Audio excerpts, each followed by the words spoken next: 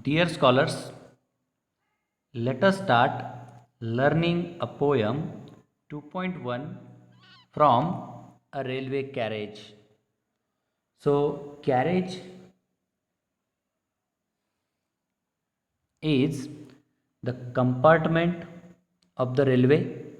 What we call railway railwayचा डब्बा. So here this poem is the description of the surrounding whatever observed by the poet while traveling through railway. What poet saw, what he experienced, that all things he tried to mention in this poem. We all have experience of traveling through the buses. You might have traveled through the railway. You too might have seen such a things. But what poet saw that he tried to explain, your experience may be similar or may be different than this. So let us learn what poet actually wants to tell us through this poem. So let's begin with the first stanza. Faster than ferries, faster than witches, bridges and houses, hedges and ditches, and charging along like troops in battle, all through the meadows, the horses and cattle. So it is the first stanza in which the poet is talking about the speed of the railway. What he says, railway travels faster than ferries. Fairies, imaginary creature, what we call Pariya. So the poet is saying over here, railway travels faster than those ferries as well as faster than witches. Witches are also imaginary creature, but fairies do the good things while witches do the bad. It is said that they have imaginary powers, sorry, they are imaginary creatures and consider that they have magical powers and they use for good and bad. So fairies used to do the good things, on other hand witches for bad things. So poet is saying over here, railway travels faster than fairies as well as witches. So while traveling, what the poet observes, what is it? Bridges and houses, hedges and ditches.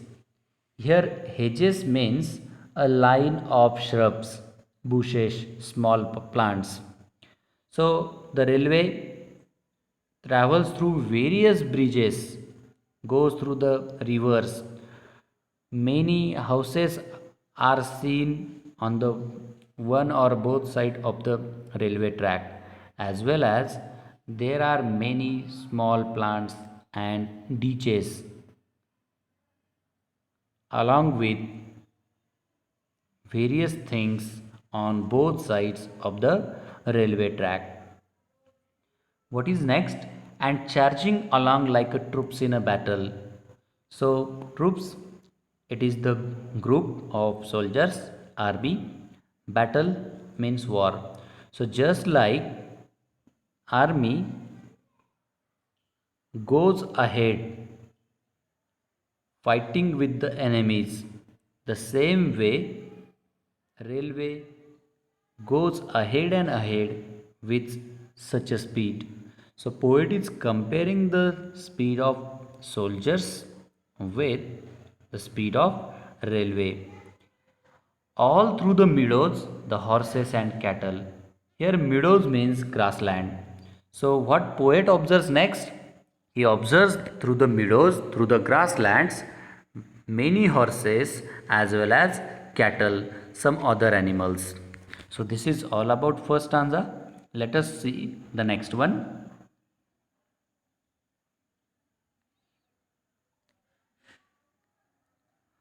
All of the sights of the hill and plain fly as thick as driving rain, and ever again in the wink of an eye, painted stations whistle by. So, what poet observes next? That is given in this stanza. What the poet says, all of the sights of the hill and plain. Here, sight means scenery. So, whatever scenery, whatever scene the poet observes, it is about hill and the plain. Various hills are seen as well as plain. Plain means flat land, ground. So, while traveling, the hills as well as such a grounds or plains are observed. What is next? Fly as thick as driving rain. So, due to speed of railway, it is imagined or it is seen just like all the hills and plains are flying. And here the poet is comparing it with driving rain, just like rain is observed falling down. The same way, the poet thinks the hills and plains are passing away, and poet wants to say through these, whatever raindrops falls down and goes down to the ground quickly, the same way hills, plains, and many other things they just go back, and poet imagine or poet observes that they are just like flying. See the next lines. And ever again, in the wink of an eye, painted stations whistle by. So, as the railway goes ahead and ahead,